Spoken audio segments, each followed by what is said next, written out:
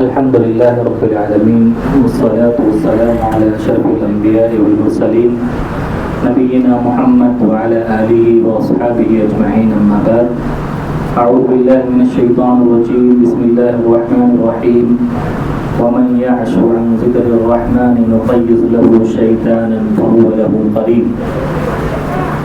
معزز اسلامی بھائیوں، بزرگوں، دوستوں، پیارے بچوں، جنات و شیاطین کی دنیا کے تعلق سے ہمارا یہ ہفتہ واری درس چل رہا ہے. بہت ساری باتیں آپ کے سامنے جنات کی حقیقت، ان کے تعارف اور ان کی خوبیاں، ان کی صفات کے تعلق سے آ چکی ہیں. اسی سلسلے کی ایک اور کڑی لے کر آپ کے سامنے حاضر ہوا ہوں. اس سے پہلے کہ آج کے درس کے تعلق سے باتیں آپ کے سامنے بیان کروں، تذکیر اور یاد دہانی کے طور پر یہ بتلا دینا چاہتا ہوں کہ اللہ کی فضل، اس کی توفیق، اس کے احسان سے ہم لوگ آج اس دنیا کے سب سے عظیم ترین دنوں میں داخل ہو چکے ہیں. آج ایک ذی الحجہ کا چاند نظر آ گیا ہے. ذی الحجہ کا مہینہ شروع ہو گیا ہے اور یہ 10 دن اس دنیا کے سب سے عظیم، سب سے بہترین دن ہیں. اللہ رب العالمین کو بہت ہی پیارے ہیں. اللہ رب العالمین نے ان کی قسم بھی کھائی ہے قرآن مجید کے اندر، والفجر ولیال عشر، قسم ہے فجر کے وقت کی اور 10 راتوں کی. تو اس سے مراد یہی ان 10 دنوں کی 10 راتیں ہیں. اللہ رب العالمین کو ان میں عمل بہت زیادہ محبوب اور پیارا ہے. آپ صلی اللہ علیہ وسلم نے ارشاد فرمایا ان کی فضیلت اور اہمیت کو بیان کرتے ہوئے، ما من عمل العمل الصالح فيها احب الى الله تعالی من هذه العشر، کہ اللہ کے نزدیک ان 10 دنوں سے زیادہ کوئی بھی محبوب عمل نہیں ہے. یعنی سال کہ باقی دنوں میں آپ کوئی بھی عمل کریں، اللہ کو جتنا محبوب عمل ان 10 دنوں کا ہے وہ اور دنوں کا نہیں ہے. صحابہ کرام نے پوچھا کہ کیا اللہ کے نبی صلی اللہ علیہ وسلم جہاد اگر کوئی کرے تو جہاد سے بھی افضل عمل ان 10 دنوں کا عمل ہے؟ تو آپ نے فرمایا ہاں، جہاد سے بھی افضل عمل ان 10 دنوں کا عمل ہے. مگر یہ کہ کوئی آدمی جہاد کرنے نکلے اور اپنا مال لے کر نکلے تو نہ وہ خود آئے نہ اس کا مال آئے، یعنی مال اور جان سب کچھ قربان کر ڈالے. تو یہ 10 دن بڑے ہی اہم ترین دن ہیں. اس میں زیادہ سے زیادہ اللہ کی تسبیح، اللہ کی حمد، اللہ کی تکبیر بیان کرنا چاہیے. اللہ کے رسول نے فرمایا وَأَكْثِرُوا فِيهِنَّ التَّهْلِيلَ وَالتَّحْمِيدَ وَالتَّكْبِيرَ، ان دنوں میں زیادہ سے زیادہ اللہ کی تکبیر، اللہ کی پاکی، اللہ کی بزرگی بیان کرو. اور علماء کرام کہتے ہیں کہ اللہ رب العالمین نے قرآن مجید میں جہاں فرمایا ہے وَاذْكُرُوا اللَّهَ فِي أَيَّامٍ مَّعْدُودَاتٍ، کہ گنتی کے چند دنوں میں اللہ کا ذکر کرو، تو وہی بعد میں اللہ تعالیٰ نے ایک دعا کا ذکر فرمایا ہے وَمِنْهُمْ مَنْ يَقُولُونَ رَبَّنَا آتِنَا فِي الدُّنْيَا حَسَنَةً وَفِي الْآخِرَةِ حَسَنَةً وَقِنَا عَذَابَ النَّارِ. تو بعض علماء کرام نے اس سے استدلال کرتے ہوئے کہا ہے کہ ان 10 دنوں میں زیادہ سے زیادہ اس دعا کو پڑھتے رہنا چاہیے. تو میرے بھائیوں، بڑے ہی خوش نصیب ہیں ہم کہ اللہ تعالیٰ نے مجھے اور آپ کو یہ 10 دن عطا کیے ہیں. تو زیادہ سے زیادہ اس میں اللہ سے تعلق مضبوط کرنا چاہیے اور ذکر و اذکار کی پابندی کرنی چاہیے اور نمازوں کی اور نوافل کی اور اسی طرح سے دوسرے نیک کاموں کو بڑھ چڑھ کر انجام دینا چاہیے. اللہ تعالیٰ ہم سب کو اس کی توفیق عطا فرمائے. اور سامعین، جنات اور شیاطین کے تعلق سے کتاب و سنت کے اندر جو ایک بات ہمیں اور بتائی گئی ہے وہ یہ ہے کہ ہر انسان کے ساتھ ایک شیطان ہے جو ہر انسان کے ساتھ ہر وقت رہتا ہے. ہر وقت ہر انسان کے ساتھ ایک شیطان رہتا ہے، وہ کسی سے جدا نہیں ہوتا. اللہ رب العالمین نے سورہ صافات کے اندر اس کا ذکر بیان فرمایا ہے وَمَنْ يَعْشُ عَنْ ذِكْرِ الرَّحْمَنِ نُقَيِّضْ لَهُ شَيْطَانًا فَهُوَ لَهُ قَرِينٌ، کہ جو اللہ کے ذکر سے روگردانی کرتا ہے، اللہ کو یاد نہیں کرتا، اللہ سے دور بھاگتا ہے، تو شیطان اس کے پیچھے پڑ جاتا ہے اور وہ اس کا دوست بن جاتا ہے۔ تو یہاں پر قرین نام بتایا گیا اس کو، لیکن ہمارے یہاں اس کو حمزاد کا نام دیا جاتا ہے، حمزاد نام کا نامی جن جو ہر انسان کے ساتھ رہتا ہے، یہاں تک کہ وہ اللہ کے نبی صلی اللہ علیہ وسلم کے ساتھ بھی تھا، اللہ کے نبی صلی اللہ علیہ وسلم کے ساتھ بھی تھا۔ صحیح مسلم کی ایک روایت میں آتا ہے، اما عائشہ رضی اللہ عنہا ارشاد فرماتی ہیں کہ ایک مرتبہ اللہ کے نبی صلی اللہ علیہ وسلم رات میں، آپ میرے پاس تھے، رات میں اٹھے اچانک اور گھر سے باہر چلے گئے، تو میں آپ صلی اللہ علیہ وسلم کے پیچھے پیچھے گئی، مجھے غیرت آ گئی کہ اللہ کے رسول مجھے چھوڑ کر کہاں جا رہے ہیں، کس بیوی کے پاس جا رہے ہیں، تو میں پیچھے پیچھے گئی اور پھر واپس آ کر لیٹ گئی، تو میں جلدی واپس آ کر لیٹی تھی اور میری سانس پھول رہی تھی۔ اللہ کے رسول صلی اللہ علیہ وسلم بھی بعد میں جلدی آ گئے تو ان کو پتہ چل گیا، تو انہوں نے پوچھا کہ عائشہ تم کہاں گئی تھی، کیا تمہیں غیرت آ گئی؟ کہا آپ جیسے شخص کے تعلق سے کس کو غیرت نہیں آ سکتی۔ تو اللہ کے رسول صلی اللہ علیہ وسلم نے اما عائشہ سے کہا کہ تمہارا شیطان تمہیں غیرت میں مبتلا کر رہا تھا۔ تو اما عائشہ نے کہا کہ کیا میرے ساتھ شیطان ہے؟ تو فرمایا ہاں، ہر انسان کے ساتھ شیطان ہوتا ہے۔ تو اما عائشہ نے پوچھا کہ اللہ کے رسول کیا آپ کے ساتھ بھی ہے؟ تو اللہ کے رسول صلی اللہ علیہ وسلم نے بیان فرمایا کہ ہاں میرے ساتھ بھی ہے، لیکن اللہ تعالیٰ نے میری مدد فرمائی ہے اس کے اوپر، وہ مجھے برائی کا حکم نہیں دے پاتا ہے، وہ مجھے گناہ پر نہیں ابھار پاتا ہے، اللہ تعالیٰ نے مجھے اس سے محفوظ کر دیا ہے۔ تو پتہ چلا کہ ہر انسان کے ساتھ ایک شیطان ہے جس کو قرین کہتے ہیں قرآن کے الفاظ میں، اور ہمارے یہاں لوگوں نے اس کا نام رکھا ہے حمزات۔ وہ ہر وقت انسان کے ساتھ ہوتا ہے، یہاں تک کہ انسان جب اپنی بیوی سے ملتا ہے تو اس وقت وہ جب دعا پڑھتا ہے تو وہ شیطان اس سے الگ ہو جاتا ہے، اس کی آنکھوں پر پردہ پڑ جاتا ہے اور وہ دیکھ نہیں پاتا۔ تو حمزات یا قرین ہر انسان کے ساتھ ہے۔ دوسری چیز میرے بھائیوں، ابلیس کا اس دنیا میں مقصد کیا ہے، اس کا ایجنڈا کیا ہے، اس کا ٹارگیٹ کیا ہے، اس نے کیا بیڑا اٹھایا ہے؟ تو ابلیس کا صرف ایک مقصد ہے، ایک ایجنڈا ہے۔ ہم انسانوں کی اس دنیا میں بہت سارے ایجنڈے ہوتے ہیں، بہت سارے مقاصد اور اغراض ہوتے ہیں، کسی کو انجینئر بننا، کسی کو ڈاکٹر بننا، کسی کو مالدار بننا، کسی کو فلاں عہدہ حاصل کرنا، الگ الگ ایجنڈے، الگ الگ ٹارگیٹ ہوتے ہیں ہر انسان کے پاس۔ لیکن ابلیس کا صرف ایک ایجنڈا ہے، ایک ٹارگیٹ ہے جس کی وجہ سے وہ دنیا میں وہ زندگی بسر کر رہا ہے اور اسی ٹارگیٹ کو، اسی مقصد کو حاصل کرنا چاہتا ہے۔ اللہ تعالیٰ نے قرآن مجید میں ابلیس کے ایجنڈے یا اس کے مقصد کو دنیا میں رہنے کے بیان فرمایا ہے۔ ابلیس نے کہا اللہ رب العالمین سے، قال فبما اغویتنی لاقعدن لهم صراطک المستقیم، اے اللہ تو نے مجھے گمراہ کر دیا، یعنی تو نے مجھے جہنم سے نکال دیا، اب میں تیرے بندوں کے آگے بیٹھ جاؤں گا، گھات میں لگ جاؤں گا ان کے، اور ان کو صحیح سیدھے راستے سے بھٹکاؤں گا، سیدھے راستے پر کسی کو نہیں لینے دوں گا۔ اور سیدھے راستے سے بھٹکانے کے لیے اب وہ کس طرح سے اس کی پلاننگ دیکھیے، کس طرح سے وہ حملے کرتا ہے، کس طرح سے وہ تکلیفیں پہنچاتا ہے۔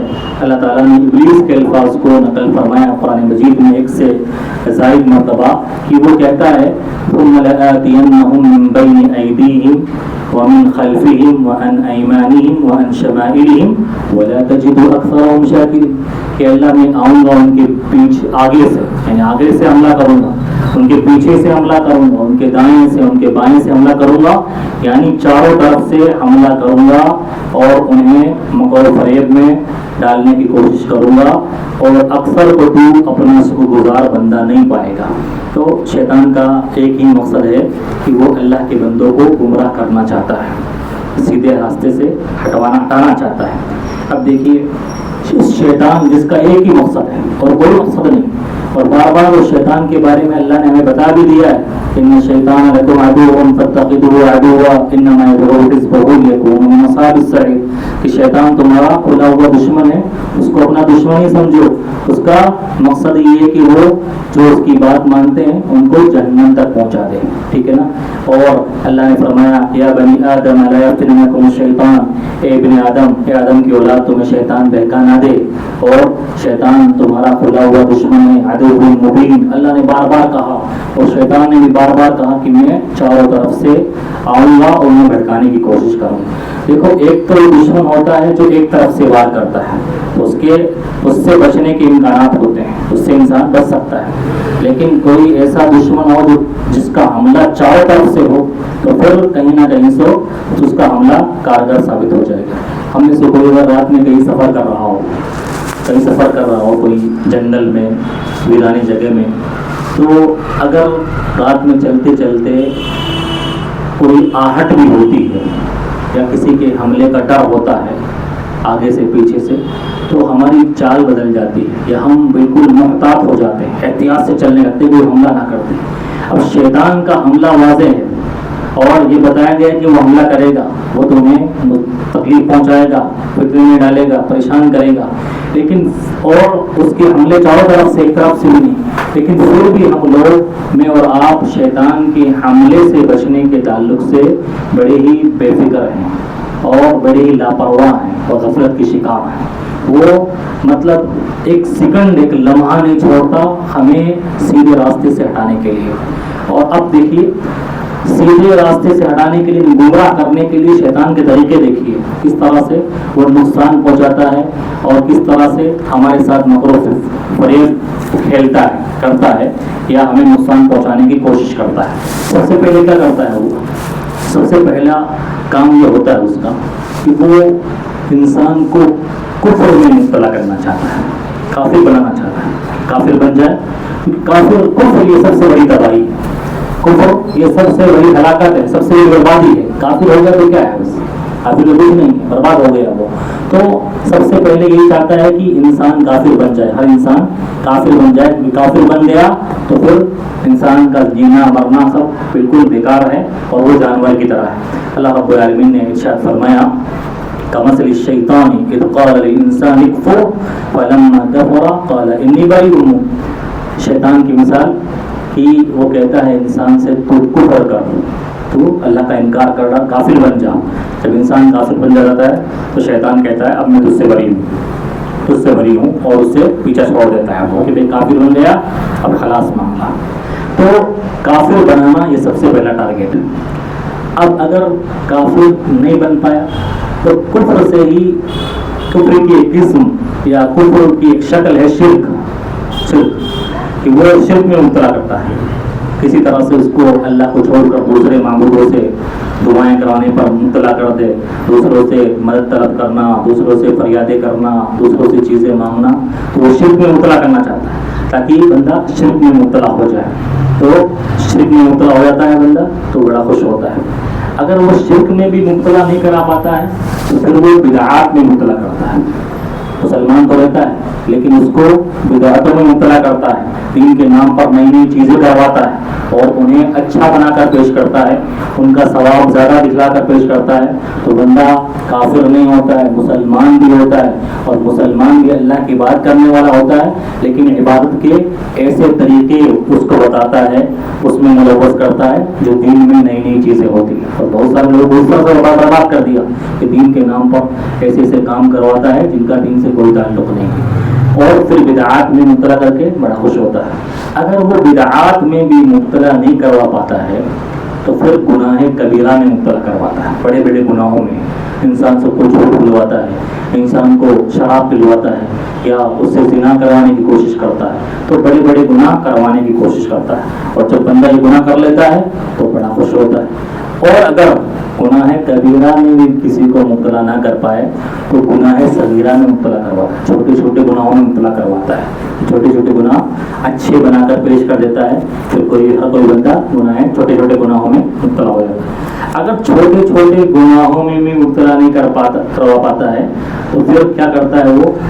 انسان کو، اللہ کے بندے کو فرائض سے، واجبات سے دور ہٹاتا ہے، اس کی فرض نمازیں چھوڑواتا ہے، اس پر جو واجب چیزیں ہیں اس میں کوتاہی کرواتا ہے، اس سے اس کو دور بھگاتا ہے اور اس میں کامیاب ہونے کی کوشش کرتا ہے۔ اور اگر اس میں بھی کامیاب نہیں ہو پاتا ہے تو پھر کیا کرتا ہے، وہ اس کو سنتوں سے ہٹواتا ہے، مستحب اور جائز اور اچھے کاموں سے ہٹواتا ہے، نوافل سے ہٹواتا ہے.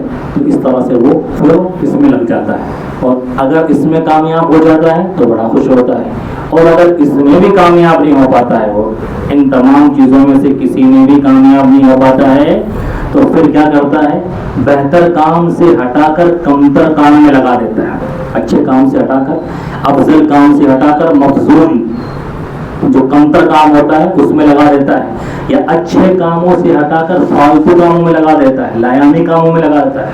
اور اس میں تو وہ اکثر میں کامیاب ہو جاتا ہے. کوئی ہو ہم میں سے جس میں ہم شیطان کے اس میں جنگل میں نہیں پھنس پاتے ہیں، اچھے اچھے کاموں سے ہٹا کر وہ ہمیں فالتو گیری میں لگاتا ہے، تو لایانی چیزوں میں لگاتا ہے. ابھی دیکھ لیجیے ہمارا اگر بات کی جائے ہم لوگوں کی اگر پریکٹیکل لائف میں، تو کتنے موبائل کے ذریعے ہم فالتو کاموں میں بزی رہتے ہیں، لایانی کام، فالتو کام جس میں کچھ بھی نہیں ہے. تو شیطان اس میں بڑا آسانی سے کامیاب ہو جاتا ہے، اور اس میں وہ ہر کسی کو مات دے جاتا ہے، اس میں جیت جاتا ہے. وہ کوئی ایسا بندہ ہوگا جو شیطان سے اس چنگل سے بھی پھنس جائے، اس چنگل. اور پھر دیکھیے شیطان، دیکھیے حملہ کرنے سے باز نہیں آتا ہے، وہ کبھی ہار نہیں مانتا ہے، کبھی بھی وہ ہار نہیں مانتا ہے کہ اب میں یہ تو سب طریقے سے اب یہ تو اللہ کا ولی بن گیا، اس کو میں بہکا نہیں سکتا، یہ وہ کبھی بھی ہار نہیں مانتا. وہ داؤں کھیلتا رہتا ہے، داؤں کھیلتا رہتا ہے، اور اچھے اچھے دینداروں کو بھی وہ کس طرح سے برباد کر دیتا ہے. شیطان کو لگتا ہے نا کہ یار یہ مشرک نہیں بن سکتا، یہ توحید پرست ہے، اور یہ اب غیر اللہ کی پوجا نہیں کر سکتا، یہ غیر اللہ کے مزاروں پر جا کر چڑھاوے نہیں چڑھا سکتا، اور ان سے دعائیں نہیں مانگ سکتا. تو اب شیطان کیا کرتا ہے، اب دلوں میں نفرتیں ڈالتا ہے. دلوں میں نفرتیں کیا ہے، شیطان کی طرف سے. اچھے اچھے دیندار دلوں کی نفرتوں میں مبتلا ہوتے ہیں، تعلقات توڑ دیتے ہیں، اور رشتہ داریاں ختم کر لیتے ہیں. یہ کیا ہے، شیطان کا شیطان کا حملہ ہے. تو شیطان کو لگا کہ اہل عرب یا اہل توحید اب شرک نہیں کر سکتے، تو اس نے کیا اپنایا، ولیکن بالتحریش بینکم، وہ دلوں کے اندر نفرتیں ڈالتا ہے، وہ اس کی بیماری ڈالتا ہے، اور ایک دوسرے سے نفرت کی بیماری ڈالتا ہے، اور اس میں وہ کامیاب ہو جاتا ہے، اس میں کامیاب ہوتا ہے. اب شیطان کیا کرتا ہے، پھر جیسے اس میں کامیاب ہو گیا، اس میں کامیاب فالتو چیزوں میں لگا دیا، اچھی چیزوں سے ہٹا کر پھر اوپر والی چیز پہ آتا ہے، پھر وہ سنت اور مستحبات سے ہٹاتا ہے، پھر اس میں کامیاب ہو گیا، پھر فرائض سے ہٹاتا ہے، اس میں کامیاب ہو گیا، پھر گناہ صغیرہ میں مبتلا کرتا ہے، پھر اس میں کامیاب ہو گیا، پھر گناہ کبیرہ میں مبتلا کرتا ہے، پھر اس میں کامیاب ہو گیا، پھر بدعات میں، پھر شرک میں، پھر کفر میں. اس طرح سے اسٹیپ بائی اسٹیپ چلتا ہے وہ، اور کامیاب ہو جاتا ہے. تو یہ شیطان کے ہتھ کنڈے ہوتے ہیں اس دنیا کے اندر ہمیں بہکانے کے لیے، لیکن ہم سمجھ نہیں پاتے. جب اللہ نے بار بار کہہ دیا شیطان تمہارا کھلا ہوا دشمن ہے، اور شیطان نے خود کہہ دیا کہ میں گھات میں بیٹھا ہوں، لأقعدن لهم صراطک المستقیم، میں گھات میں بیٹھا ہوا ہوں، تو تلاش میں رہتا ہے بس کیسے موقع ملے کہ بندے کو برباد کیا جائے.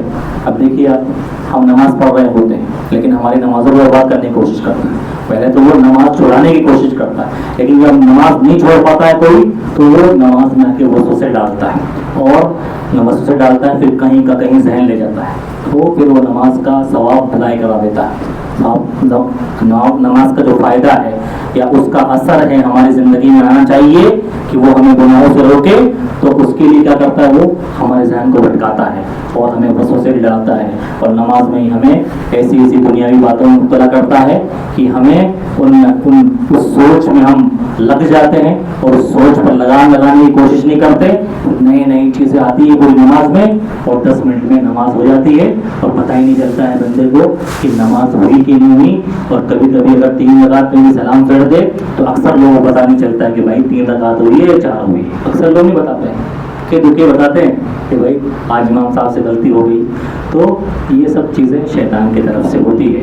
تو شیطان جب ہمارا کھلا ہوا دشمن ہے اور اس طرح سے وہ ہمیں برباد کرنے کی کوشش کرتا ہے، تو ہمیں چوکنا رہنے کی ضرورت ہے، اور اس سے ہوشیار رہنے کی ضرورت ہے، اور اللہ کی پناہ میں آنے کی ضرورت ہے.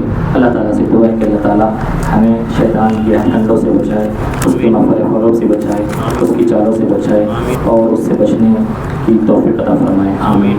قول هذا استغفر الله لي.